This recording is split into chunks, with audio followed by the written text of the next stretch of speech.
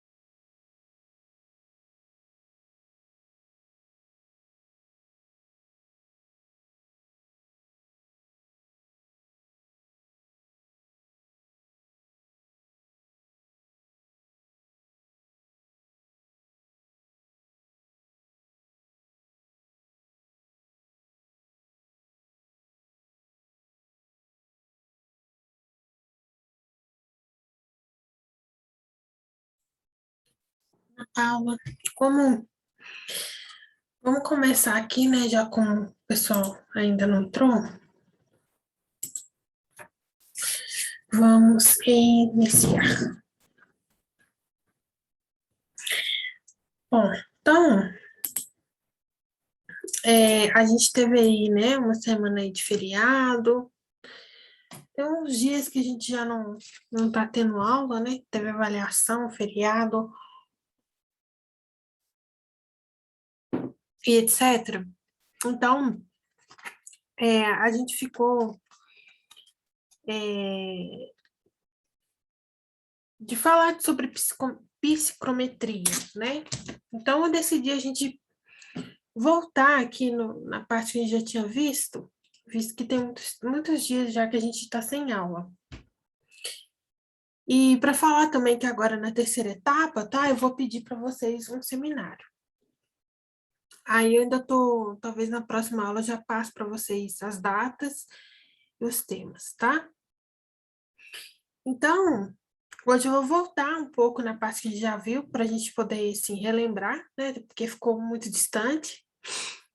E aí a gente vai ver sobre a psicometria, tá? Então, vamos começar esse assunto aqui de novo e, se der tempo, aí a gente faz uma atividade, tá? Então, Ok. Tá ok? E a prova foi tranquilo? Assim, a gente, né, teve que rever as aulas para já estar entendendo umas coisas que acabou que não pegou direito. No final conseguiu fazer, você mudou a questão 3. Ela era que estava agarrando mais, né? A 1 conseguiu desenvolver tranquilo e a 2 também. O que estava pegando mesmo era a 3. Aí como você mudou, deu para fazer. A questão 3 eu tinha pegado ela, ela não tinha as informações. Aí, quando o Aham. Ronan falou comigo, eu tava com a questão 2 na cabeça. Aí, depois que eu fui perceber que ele estava falando da questão 3 que aí que eu vi que estava faltando informação. Sim, sim.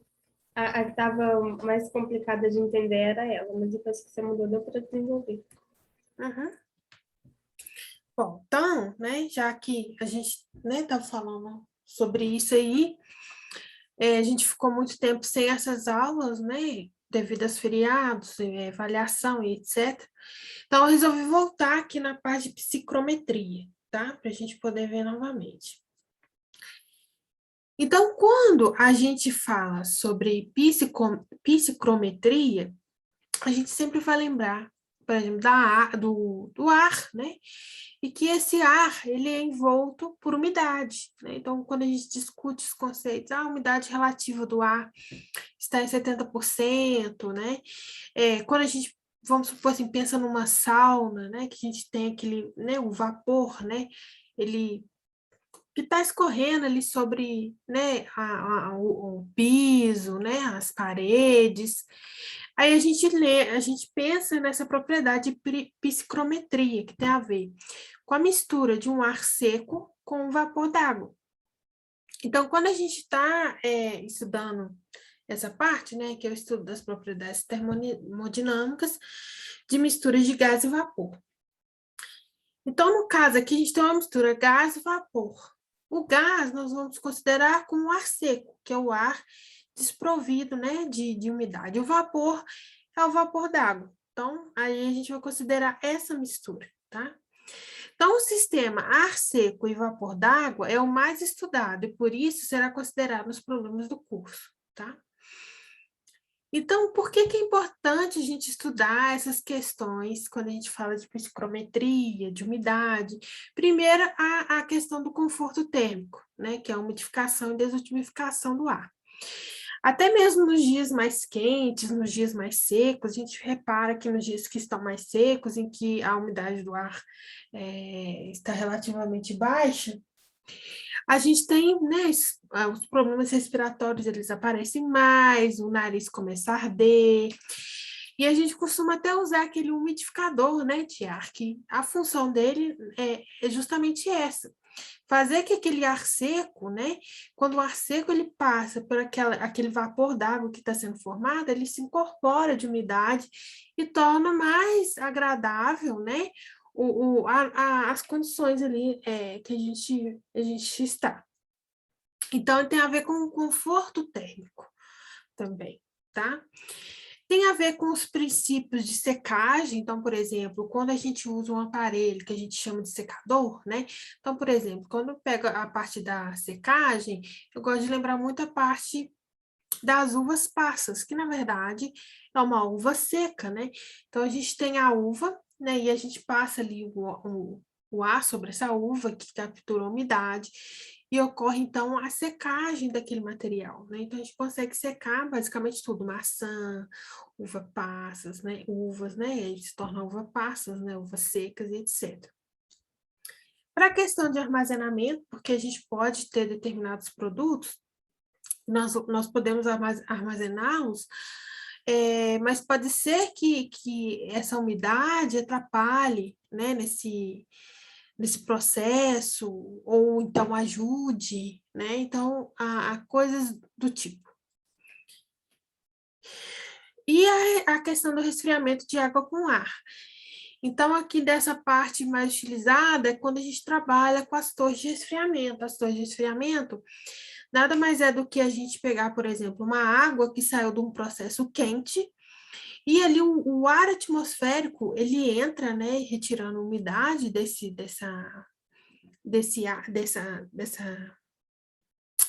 Deixa eu voltar minha questão. Então, vamos supor que a gente tem água que está saindo de um processo e essa água, ao longo do processo, ela se tornou quente, né? Ela entrou fria e por passar por equipamentos, tubulações, ela saiu mais quente ao final do processo.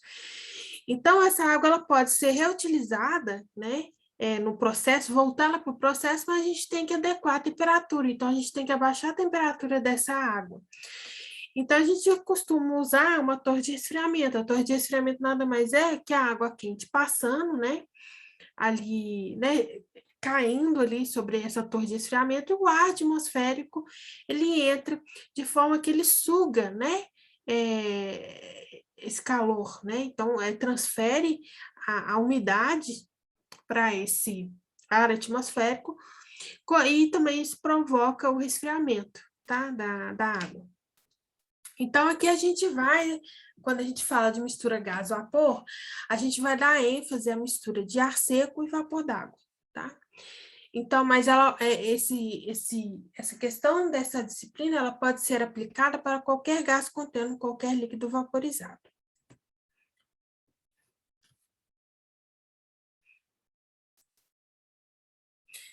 Então, quando a gente trabalha com gás, né? Então, agora algumas coisas que nós vamos considerar, tá? Em uma mistura de gases ideal, a equação aplicável de cada componente envolve a pressão parcial de número de mols da mistura. Então, quando a gente trabalha com gás, a gente vai considerar ele como um gás ideal, tá? E esse gás, ele sendo um gás ideal, a nossa mistura também se torna, aí a gente pode aplicar o gás ideal para essa mistura de ar seco com vapor d'água. Então, é basicamente esse princípio aqui. Então, nós vamos usar as equações do PV igual a nRT, tá? Gente, cadê o pessoal, hein?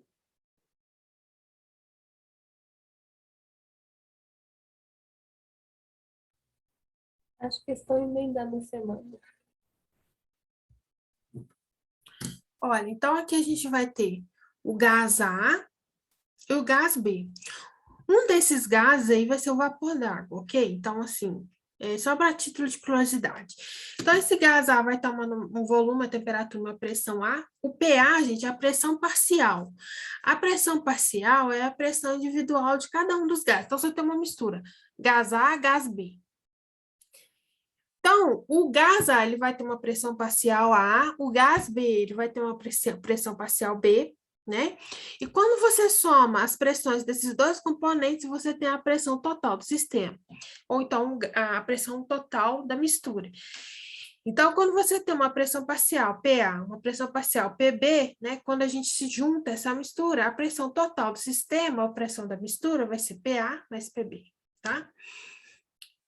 Então, aí, quando a gente, né, como a gente está trabalhando com ar seco mais vapor d'água, a gente vai trabalhar que a pressão dessa mistura é a pressão do ar seco mais a pressão de vapor da água, do vapor d'água, tá? Que é a pressão de cada um individualizado. Então, embora o ar atmosférico ele seja dividido, por exemplo, em oxigênio, nitrogênio, aqui a gente vai considerar o ar como uma mistura só. Então, a pressão do sistema todo da mistura ar úmido vai ser a pressão do ar seco mais a pressão de vapor do vapor d'água. Então, segundo o modelo de Dalton, cada componente em uma mistura composta por um gás ideal é como se ele estivesse sozinho. Então, no caso aqui é que a gente desprezou, né, aí o ar formado por substâncias diferentes, considerando só apenas a pressão do ar. Bom, então quando a gente fala sobre propriedades, então lembrando que a gente tem uma mistura, ar seco e vapor d'água. E cada um desses componentes, eles vão ter uma entalpia. Então, o que seria a entalpia da mistura, ar seco mais vapor d'água? A entalpia da mistura seria a entalpia do ar seco mais a entalpia do vapor d'água.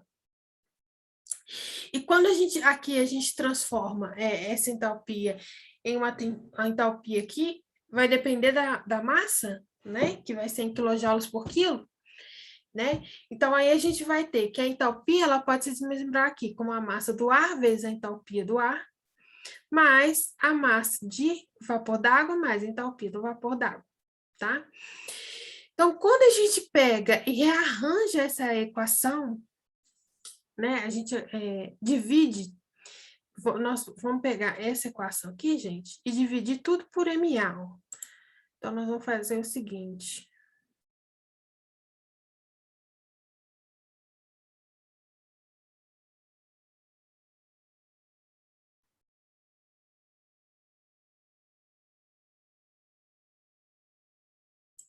Então, nós vamos dividir aqui por MA. Olha, tá sumindo. Peraí, gente. Deixa eu achar um lápis bonitinho.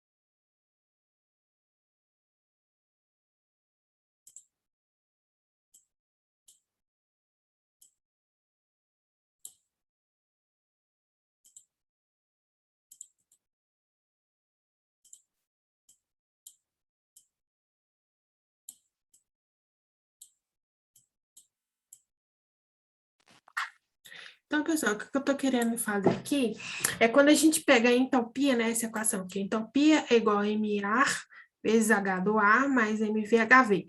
Quando a gente pega essa equação e divide tudo por MA, ó, H dividido pelo M do ar, MA dividido pelo M do ar e MV dividido pelo M do ar. Então, isso aqui vai cortar, né?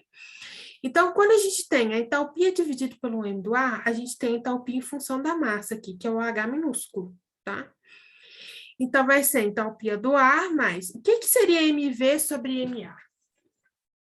A quantidade de água dividido pelo total de vapor da água, ela nada mais é que a umidade aqui absoluta, que a gente vai representar por W, tá? Então, vamos considerar o seguinte, quando a gente tem um ar seco, né, a gente tem, por exemplo, aqui, a gente vai ter 1 quilo, né, de ar seco, e esse ar seco ele vai ter uma entalpia correspondente. tá? Se vocês forem observar a quantidade de água, né, de umidade presente nesse ar seco, vocês podem perceber que a quantidade de umidade, ela é pequena em relação à massa de ar seco. Tá vendo aqui, olha, esse aqui é o rosa, o balãozinho rosa é a quantidade de água. E o balãozinho azul todo, né, envolve o ar seco mais vapor d'água. Então, a quantidade de água no ar seco, ela sempre vai ser menor. Então, ou seja, se o ar seco vale 1 quilo, essa umidade vai ser menor, né? A quantidade de água é menor. Esse valor, ele pode ser até, assim, pouco em relação à quantidade de ar seco. Mas quando a gente compara com quando a gente vai jogar isso aí para a entalpia aqui, né, do vapor d'água, ela vai fazer bastante diferença aí na parte da análise de energia, tá? Então, aqui no caso, se a gente for olhar a quantidade de ar úmido que nós vamos ter, então a quantidade de ar úmido vai ser 1 quilo, né, do ar seco, mais a quantidade aqui de umidade, que é o W. Então, o W é a umidade absoluta, tá? Então, se eu quero achar, por exemplo, a entalpia dessa mistura, que aqui a gente tem ar seco e umidade misturados. Então, a entalpia dessa mistura vai ser a entalpia do ar seco, mais a umidade, né, aqui, vezes a entalpia do vapor d'água, tá? Então, esse aí é que a gente acha a entalpia da mistura.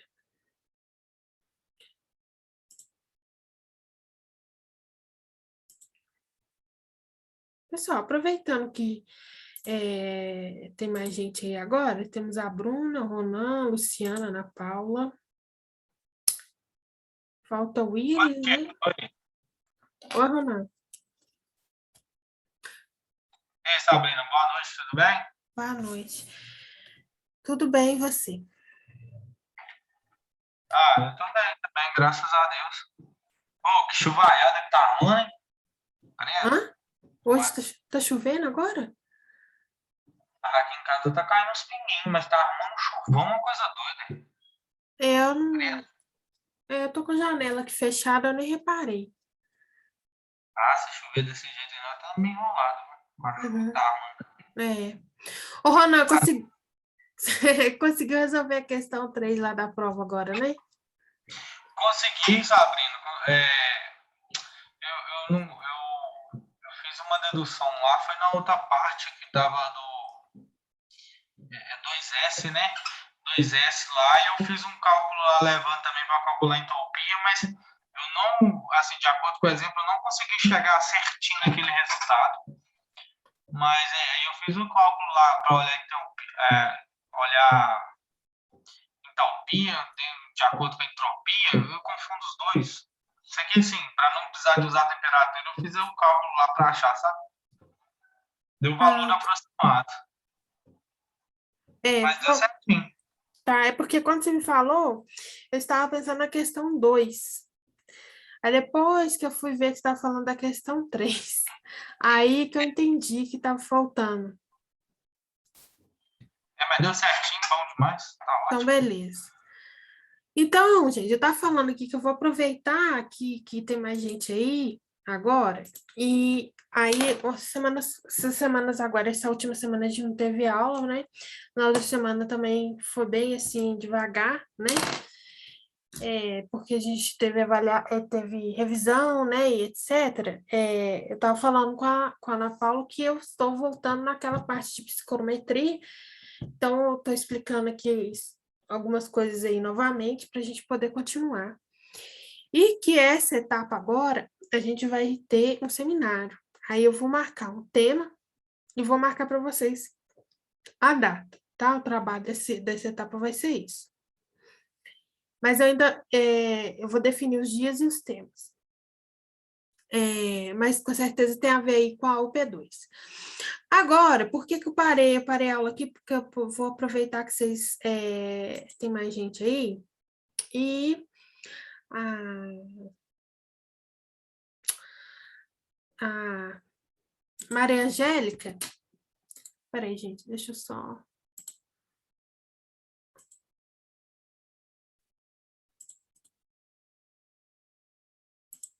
Maria Angélica, ela pediu para passar para vocês a resposta da CPA,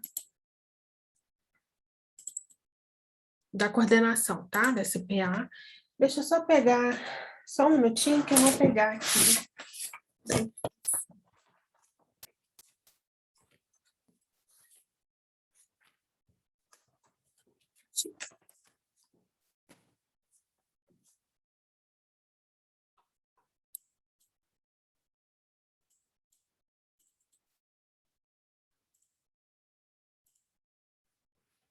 Então, pessoal, primeiro aí, eu vou mandar para vocês a resposta do Rodrigo, tá? Então, a gente não teve muitos comentários, teve só um comentário mais vago. Falo o seguinte, então, vou colocar aqui, né, para o Rodrigo falar. Então, inicio minha consideração reforçando a importância da comissão própria de avaliação da CPA, para que possamos identificar os nossos pontos fracos, buscar melhorias, para garantir um ensino de qualidade, sendo assim, peço a todos que continuem participando aí da CPA.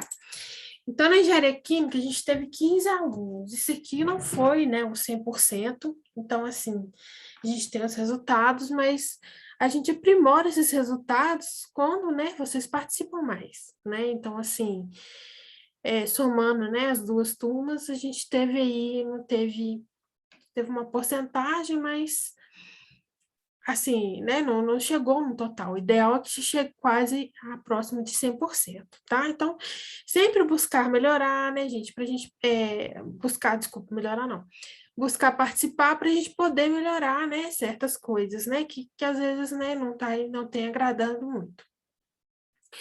Então, alguns questionamentos aí foram levantados, em relação aos questionamentos escritos no CPA. Então, a gente teve elogios dos alunos, né, em relação aos professores, alguns elogios, e teve um questionamento, o pessoal, né, não escreveu muito vago sobre um professor que não explica mais de uma vez se o aluno continua com dúvida, mas não citou o nome do professor, e aí não tem como a gente trabalhar, porque a gente não sabe o professor, tá? Em relação ao questionamento dos professores, então, os professores, eles também fizeram questionamento em relação às turmas, tá? O principal é sobre muitas faltas de alguns alunos. Existem alguns alunos que não estão com foco nos estudos nessa modalidade remota. Falam também sobre a participação dos alunos em aulas, que está muito fraca, quase não se manifestam, e fazem pouco questionamentos durante as aulas. Então, assim, tem uma parte também que os professores avaliam as turmas, né? E a principal queixa, né, para a coordenação é em relação a essa questão da falta de participação, não indo, né, nas aulas, assim, né? A gente percebe, né, que os alunos estão muito focados, então acaba que o professor, ele também fica um pouco mais desmotivado em relação a isso daí, tá?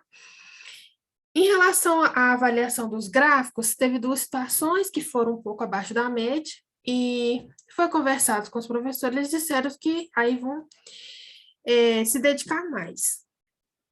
Então, uma das disciplinas foi a de TCC1, que não vai se aplicar para vocês, né? A outra disciplina, acho que foi até da minha disciplina de mineração e siderurgia.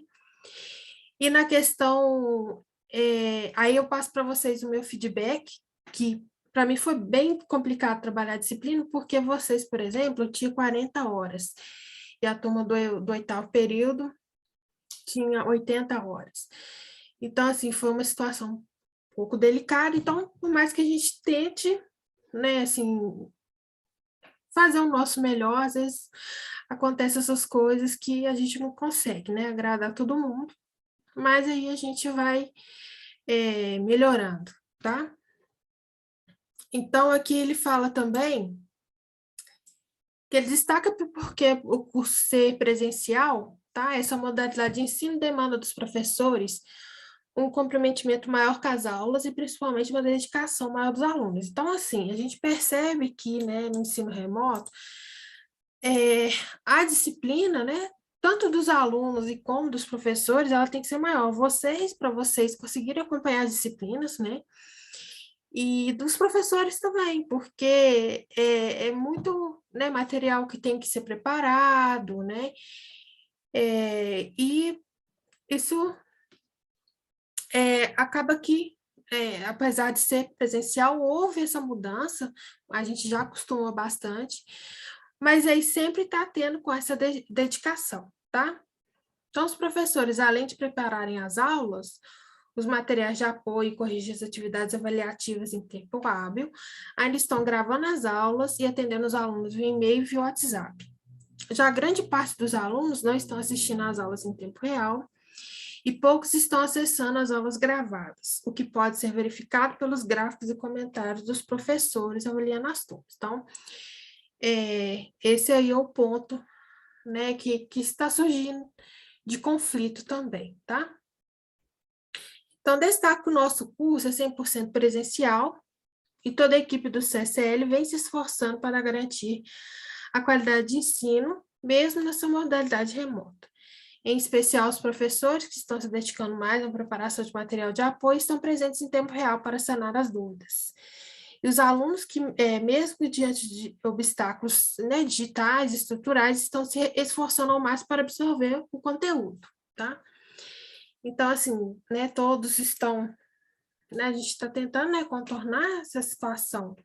Na verdade, tentando não, a gente está desde o ano passado assim, e a gente, né, tanto vocês quanto a gente, às vezes a gente, né, estranha um pouco esse processo, né? Mas aí eu acho que havendo aí compreensão dos dois lados, dá certinho, tá? Agora, em relação à questão do... Deixa eu só pegar aqui que eu perdi de novo. Bom, o que foi falado na reunião institucional em relação à CPA, a instituição ela explicou algumas coisas que foram levantadas. Na questão da avaliação da instituição, também teve aí poucas reclamações, tá?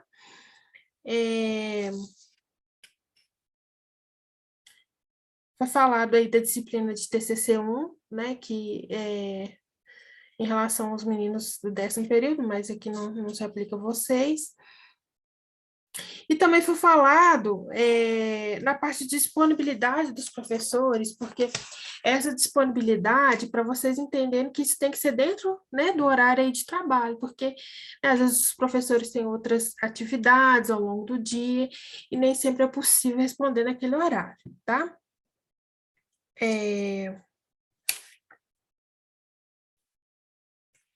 Aqui foi levantada uma questão sobre a questão dos boletos. Então, gente, os boletos aí, né, eles são disponibilizados pelo WebGIS, pelo e-mail e pelo WhatsApp, tá? Então, assim, fica bem mais tranquilo aí de estar pegando para essa questão de questionamento. Não sei se foi a engenharia química que fez esse questionamento. Mas é isso daí, tá? Então, em relação a essa parte aí, tá?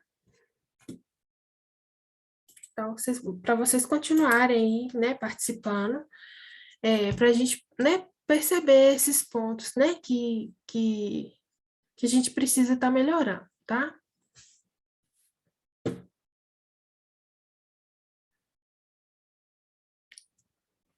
Deixa eu só beber uma água aqui, gente.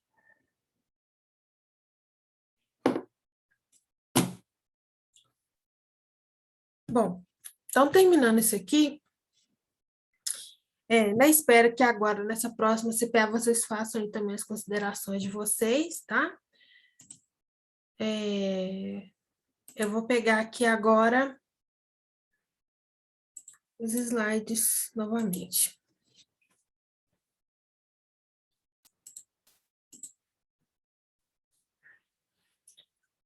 Bom, meninos, então aqui a gente tem, voltando aqui, né, quando a gente divide a nossa equação toda pela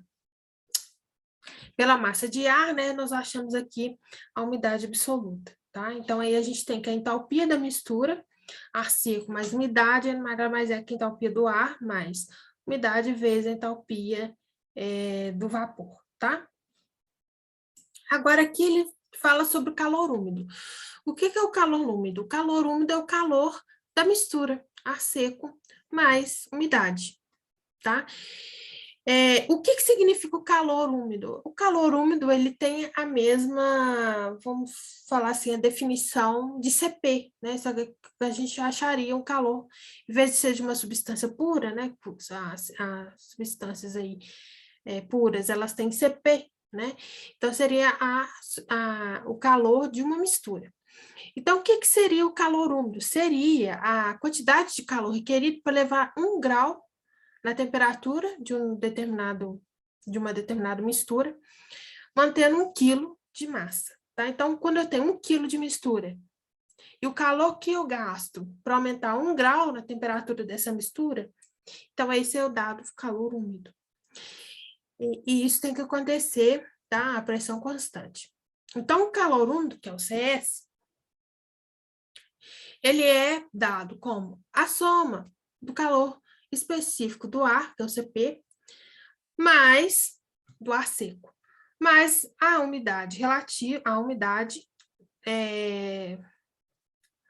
absoluta, vezes o calor específico do vapor, tá? E a gente tem alguns valores aqui. Para baixo dos valores de T, há pouca variação de CP do ar e CP do vapor. Logo, podemos considerar um valor médio.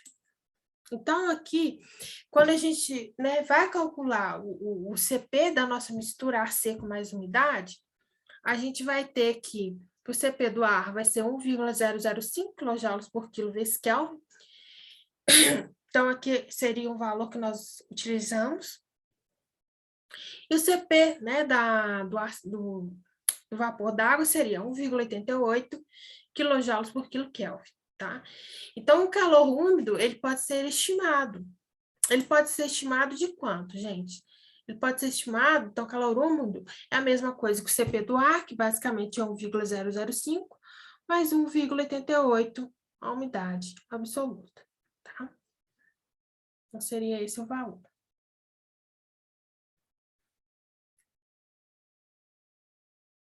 Bom, então aqui a gente fez algumas abordagens iniciais. Então, agora a gente vai olhar sobre as variáveis psicométricas, tá? Como que a gente vai determinar? Quais são as variáveis que a gente costuma trabalhar como variáveis psicométricas? Seria a temperatura de bulbo seco e temperatura de bulbo úmido. Daqui a pouco eu vou explicar o que seria isso. Então, como é que eu determino, por exemplo, essas duas variáveis? Tem vários métodos da gente fazer. Então, tem uma determinação analítica, ou seja, o que é uma determinação analítica? Através de equação. Tem determinações por tabelas, tem determinações gráficas. No caso, as determinações gráficas, elas são dadas, por cartas psicométricas. Então, nós vamos trabalhar com essas cartas psicométricas. Nessas cartas psicométricas, a gente consegue identificar a temperatura de bulbo seco, temperatura de bulbo úmido, tá? E também tem os softwares que a gente trabalha para poder achar. Então, aí ele tem o CAT-Trace e o Digital Psychometric Chart. Então, aqui ele tem até um site para calcular, mas nós vamos trabalhar mesmo com as cartas psicométricas. Aonde que eu acho essas cartas psicométricas? Nos livros, e no caso aqui, no livro de termodinâmica, que é o livro lá que eu mostrei para vocês do Sengel, tem as cartas psicométricas aqui próximas às tabelas aqui que a gente trabalha com elas, está acostumado a trabalhar com elas, tá? Então, aí não vamos ver... A gente não vai ver isso hoje, não, mas só a título aí de curiosidade, tá?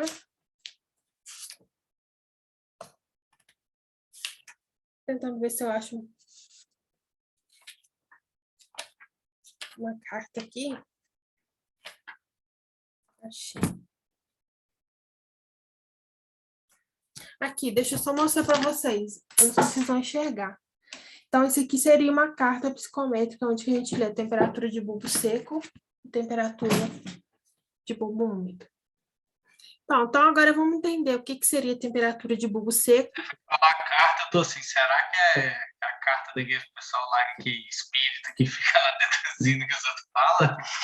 É um pensamento final, Carta de espírito?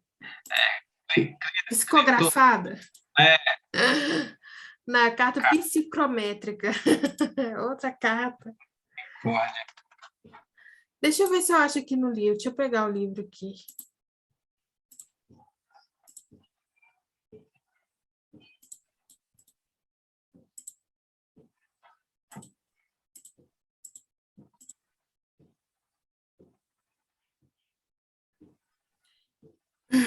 Tem que ver onde que eu coloquei o livro.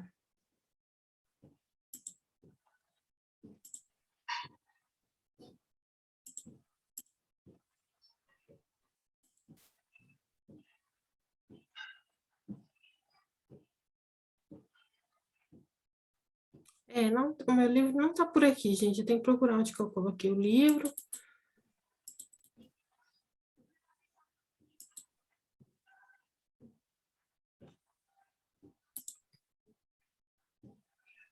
Depois eu mostro aqui para vocês. Quando a gente for usar, eu mostro para vocês. Então, vamos falar o que seria temperatura de bulbo seco e temperatura de bulbo úmido. Gente, vou fazer o seguinte, falta 5 minutos para ela cair. Então, vamos dar um intervalo de 5 minutos, que aí eu já começo na aula, que aí não preciso interromper a explicação, tá? Positivo.